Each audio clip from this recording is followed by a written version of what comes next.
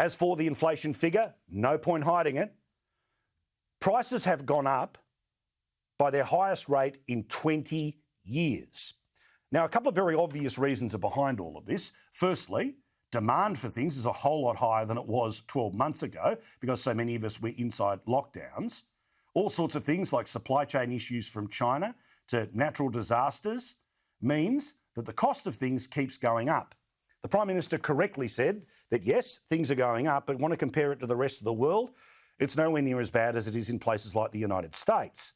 As for a plan to actually fix any of this, if the logic is that governments spend too much and therefore inflation goes up, I repeat, Labor would have spent $80 billion more during the pandemic and planned to spend $300 billion more over the next 10 years. Oh, but that's okay.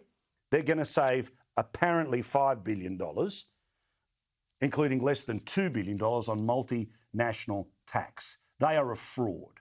They are fakes. They are not up to it, and you know it. For his part, Josh Frydenberg said this about why inflation is at a 20-year high.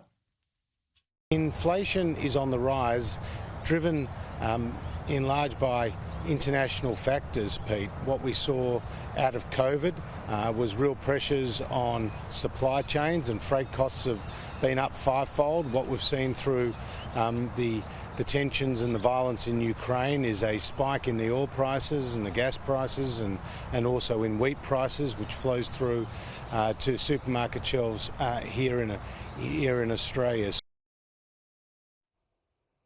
So that's all true, but as you know, the media that doesn't want to talk about decades low unemployment will magically start talking a lot about decades high inflation.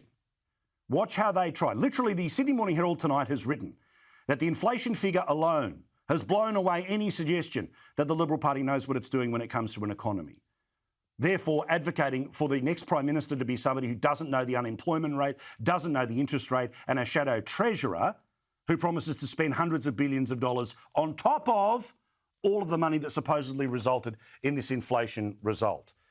And a finance minister who doesn't know the difference between announcements that have been made versus not made. Somebody who thought that they had somehow found the missing link when, remember, they promised $6 billion to vaccinate people who were already vaccinated. You can't trust them with money. Now, interest rates will go up. I've been saying this for months.